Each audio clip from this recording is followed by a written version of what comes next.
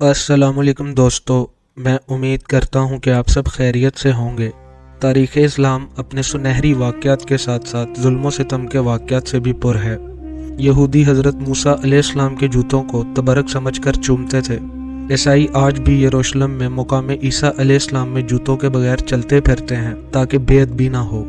مقام عیسیٰ علیہ السلام نازرت کا وہ مقام ہے جہاں حضرت عیسیٰ علیہ السلام پیدا ہوئے تھے، لیکن امت محمدی صلی اللہ علیہ وآلہ وسلم نے اپنے نبی کریم صلی اللہ علیہ وآلہ وسلم کے انتباہ کو نظر انداز کرتے ہوئے نہ صرف اہل بیت علیہ السلام کو شہید کیا، بلکہ اس بے دردی کے ساتھ یہ عمل کیا گیا کہ 6 ماہ کے علی اصغر علیہ السلام کو بھی شہید کر دیا گیا۔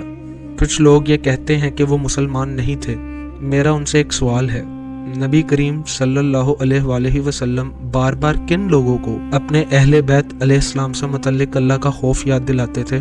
کیا جن کو وہ اللہ کا خوف یاد دلاتے تھے وہ کافر تھے؟ نعوذ باللہ، نہیں، بلکہ وہ مدینہ میں موجود افراد تھے۔ واقعہ کربلا برپا کرنے والا پلید، بدبخت اور خنزیر یزید بن معاویہ بن ابی سفیان ملعون تھا۔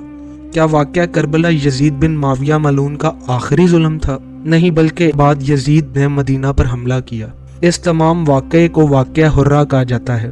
یہ واقعہ 31 اگست 683 عیسوی میں پیش آیا تھا، جبکہ اسلامی کیلنڈر کے مطابق یہ واقعہ 28 ذی الحجہ 63 ہجری میں پیش آیا تھا۔ یزید بن معاویہ نے جب اقتدار سنبھالا تو اس نے 3 لوگوں سے اپنی بدترین حکومت کے لیے بیعت طلب کی۔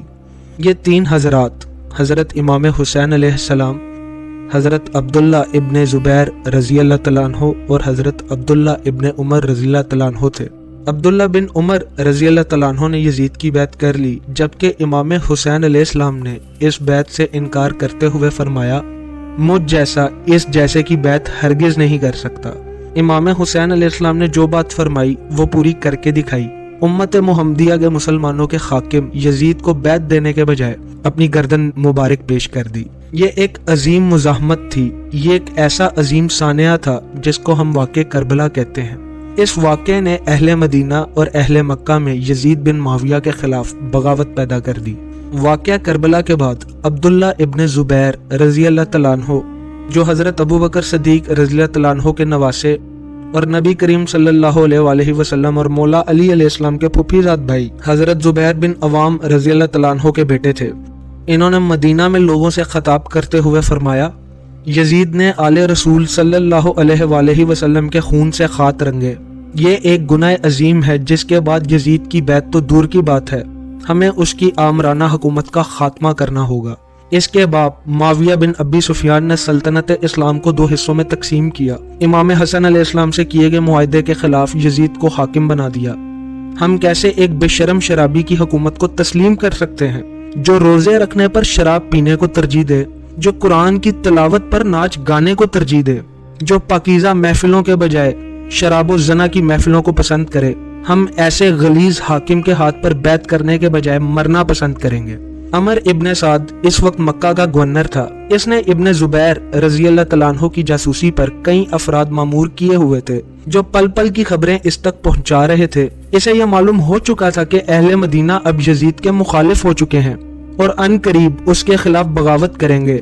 یہاں تک کہ مکہ میں بھی اہل بیت علیہ السلام پر ہوئے ظلم کے بعد یزید کے لیے شدید نفرت پیدا ہو چکی تھی اور کچھ دور نہ تھا کہ مکہ میں بھی یہ بغاوت ہو جاتی۔ عمر ابن سعد نے عبداللہ ابن زبیر رضی اللہ تعالیٰ عنہ اور اہل مکہ و مدینہ سے متعلق تمام معلومات یزید بن معاویہ تک پہنچا دی۔ جب یزید بن معاویہ ملعون نے یہ خبریں سنی تو اشتعال میں آ گیا اور فوراً دمشق سے کچھ افراد کو مدینہ کی طرف روانہ کر دیا اور ان کو حکم دیا کہ عبداللہ ابن زبیر رضی اللہ تعالیٰ عنہ کو زنجیریں ڈال کر اس کے سامنے پیش کریں اور اگر وہ مزاحمت کریں تو انہیں قتل کر دیں۔ جب وہ افراد مدینہ جاتے ہوئے مکہ پہنچے تو وہاں سے مروان بن حکم بھی عبداللہ ابن زبیر رضی اللہ تعالیٰ عنہ کو گرفتار کرنے آئے افراد کے ساتھ شامل ہو کر مدینہ کی طرف نکل پڑا۔ مروان بن حکم لانتی حضرت عثمان غنی رضی اللہ تعالیٰ عنہ کا چچا زاد بھائی تھا۔ اس کے علاوہ وہ حضرت عثمان رضی اللہ تعالیٰ عنہ کی مہر خلافت کا غلط استعمال کرتا تھا اور حضرت عثمان غنی رضی اللہ تعالیٰ عنہ کی شہادت میں اس کا سب سے زیادہ اہم کردار تھا۔ اس نے حضرت عائشہ صدیقہ رضی اللہ تعالیٰ عنہ کے گھر پر حملہ کیا اور نبی کریم صلی اللہ علیہ وآلہ وسلم اس کے پیدا ہونے سے پہلے ہی اس پر لعنت کرتے تھے۔ خیر جب یہ افراد مدینہ پہنچے تو حالات ان کی سوچ سے بھی زیادہ خراب ہو چکے تھے۔ اہل مدینہ نے ان سب کو گرفتار کر کے قید کر دیا، جس کے بعد مدینہ میں ابن زبیر رضی اللہ تعالیٰ عنہ کی حمایت اور زیادہ ہو گئی۔ جب یزید تک اس ناکامی کی خبر پہنچی تو اس نے اپنے 10 قریب ترین حامیوں کی میٹنگ بلا لی۔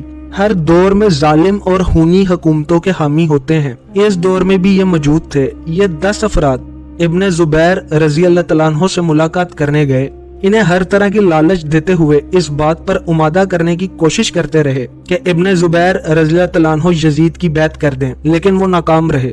اس کے بعد یزید نے عمر ابن سعد کو مدینہ کی گورنری سے ہٹا دیا اور ولید ابن عتبہ کو گورنر بنا دیا، لیکن کچھ ہی عرصے کے بعد ولید کو ہٹا کر اپنے کزن عثمان بن محمد بن ابی سفیان کو گورنر بنا دیا، جو کہ ایک نوجوان تھا لیکن اسے سیاست اور ملکی امور کا کوئی علم نہ تھا۔ عثمان اور یزید نے مل کر ایک سازش تیار کی جس میں یہ طے ہوا کہ عثمان مدینہ جا کر لوگوں کی یزید سے متعلق شکایات سنے گا اور انہیں اس بات پر قائل کرے گا کہ جیسا اہل مدینہ یزید ملعون کے بارے میں سوچتے ہیں وہ ہرگز ویسا نہیں۔ اس نے امام حسین علیہ السلام کے قتل کا حکم نہیں دیا تھا، بلکہ اسے اس بارے میں بعد میں پتا چلا تھا۔ آج ناسبی یہی بہانے بنا کر یزید کو بچانے کی ناکام کوشش کرتے ہیں اور خود کو اس کی ناجائز اولاد ثابت کرتے ہیں، اور اگر پھر بھی اہل مدینہ کو عثمان کی باتوں پر یقین نہ آئے تو وہ اہل مدینہ کے نامور افراد کو دمشق بھیج دے گا اور یزید ان کے ساتھ ایسا احسن سلوک کرے گا کہ وہ لوگ یزید کے گرویدہ ہو جائیں گے، اور اس کے ساتھ ہی مدینہ میں ابن زبیر رضی اللہ تعالیٰ عنہ کی حمایت بھی ختم ہو جائے گی۔ عثمان نے مدینہ جا کر وہاں کے لوگوں کو سنا اور یہ ثابت کرنے کی کوشش کی کہ یزید ایک نیک حکمران ہے۔ اہل مدینہ نے اس بات پر یقین نہ کیا تو عثمان نے اہل مدینہ کے نامور لوگوں کا ایک وفد دمشق بھجوا دیا۔ اس وفد میں عبداللہ ابن ابو عمر المخزومی، عبداللہ ابن خنزلہ انصاری اور عبداللہ ابن زبیر کے چھوٹے بھائی مطہر ابن زبیر رضی اللہ تعالیٰ عنہ بھی شامل تھے۔ یزید ان کے ساتھ بڑے اچھے طریقے سے ملا۔ کچھ دن انہیں اپنے پاس رکھنے کے بعد بہت زیادہ دولت اور تحائف دے کر ان افراد کو دمشق سے رخصت کیا۔ لیکن جب یہ لوگ مدینہ پہنچے تو یزید کو مکار، شرابی، منافق اور فاجر قرار دیا۔ انہیں معلوم ہو چکا تھا کہ یہ سب یزید اور عثمان کی سازش تھی، جبکہ جو دولت و تحائف یزید نے ان افراد کو دیے تھے انہوں نے وہ سب یزید کے خلاف مزاحمت کرنے کے لیے وقف کر دیے۔ اس کے بعد یہ افراد مکہ پہنچے اور وہاں اہل مکہ کو بھی یہی باتیں بتا دیں۔ اہل مکہ نے غصے میں آ کر عثمان کے خلاف بغاوت کر دی، جس میں وہ کامیاب ہو گئے اور پھر عبداللہ ابن خنزلہ کو مکہ کا امیر منتخب کر لیا۔ اس کے علاوہ مکہ اور مدینہ میں بنو امیہ سے تعلق رکھنے والے افراد جو کہ یزید کے حمایتی تھے ان میں سے کچھ کو قتل کر دیا اور کچھ افراد کو قید کر لیا گیا۔ ان تمام واقعات کے بعد یزید کو یہ معلوم ہو چکا تھا کہ اب صرف مدینہ پر حملہ ہی واحد رستہ ہے، کیونکہ وہ مکر و فریب سے اہل مدینہ کو دھوکہ نہیں دے سکا تھا۔ یزید نے ایک انتہائی سنگ دل اور جابر انسان کو اس مہم کے لیے روانہ کیا۔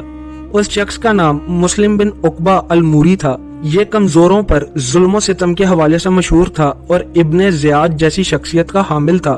لشکر کے روانہ ہونے سے قبل یزید نے لشکر سے بات کرتے ہوئے کہا کہ مجھے عبداللہ ابن زبیر رضی اللہ تعالیٰ عنہ زندہ یا مردہ حالت میں چاہیے، اور جب مدینہ فتح ہو جائے تو میں تم پر مدینہ 3 دن کے لیے حلال کرتا ہوں، تم جو چاہو کر سکتے ہو۔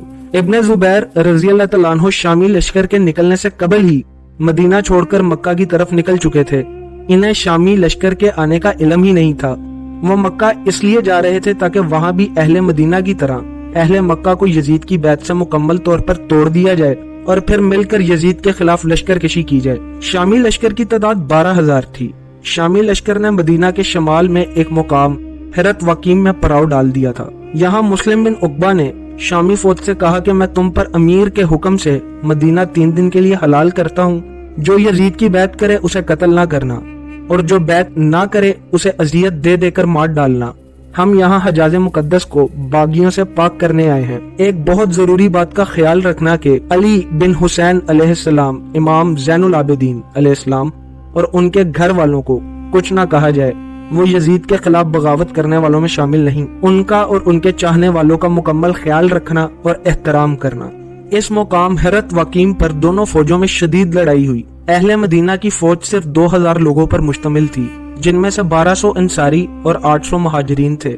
इन्हें जंग की तैयारी का वक्त भी नहीं मिला। यूं ये जंग कुछ घंटों से ज्यादा आगे न चल सकी और तमाम लश्कर मदीना शहीद कर दिया गया।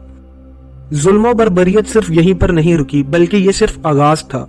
यजीदी फौज ने मदीना में दाखिल होकर चंद घरों को छोड़कर बाकी तमाम घर जलाकर खाकस्तर कर दिए। 10,000 से ज्यादा अफराद शहीद किए, जिनमें सहाबा कराम रजी अल्लाह तआला अन्हो, ताबईन और हदीस के उलमा भी शामिल थे। तकरीबन 2,000 से ज्यादा खवातीन और बच्चों के साथ जिनसी ज्यादती की गई, जिसके नतीजे में 800 से ज्यादा खवातीन हामला हो गईं और बाद में उन्होंने 1,000 से ज्यादा बच्चों को जन्म दिया। बाद में मदीना में इन बच्चों को हर्रा की औलादें कहकर पुकारा गया। मस्जिद नबी सल्लल्लाहु अलैहि वसल्लम की बेतौकीरी और गुस्ताही की गई।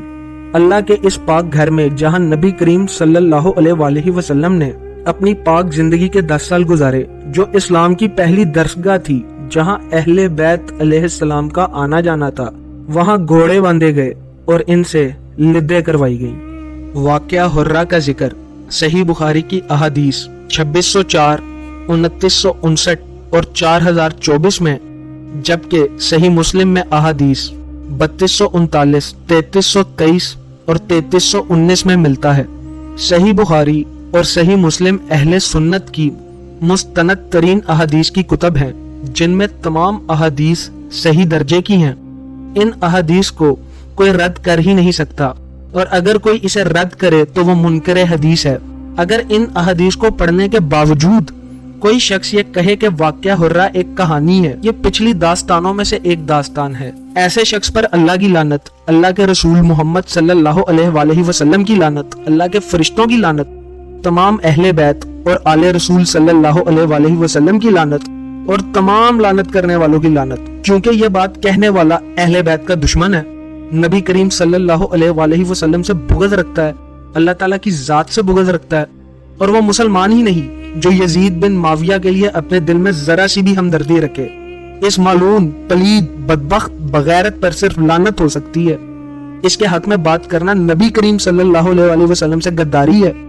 बुखारी में नबी करीम सल्लल्लाहु अलैहि वसल्लम की हदीस के मुताबिक अगर कोई शख्स दिन रात नमाजें पढ़ता है, ज़कात देता हो, हज करता है, रोजे रखता है, लेकिन अगर हम अहले बैत की मोहब्बत इसके दिल में नहीं है, तो ये तमाम अमाल इसके गारत जाएंगे और वो जहन्नुम में जाएगा। तो अगर किसी को अपनी नमाजों पर मान है कि ये नमाजें पढ़कर अहले बैत से बुग़्ज़ रख के जन्नत में चला जाएगा और अल्लाह के यहाँ इसका मुकाम मर्तबा बुलंद होगा, तो वो अब्बू जहल से ज्यादा बड़ा जाहिल है। दोस्तों, मैं उम्मीद करता हूँ कि इस वीडियो से आपको वाक़या हुर्रा की मुकम्मल तफसील मालूम हो गई होगी। आइंदा आने वाले दिनों में हम यजीद के स्याह कारनामों के ऊपर मजीद वीडियोस बनाएंगे और आपके साथ उन्हें शेयर करेंगे। अगर आपको ये वीडियो पसंद आई हो तो इस वीडियो को लाइक कर दें, शेयर कर दें और चैनल को सब्सक्राइब कर दें। दोस्तों, दुआओं में याद रखिएगा। मिलते हैं अगली वीडियो में। अल्लाह हाफिज।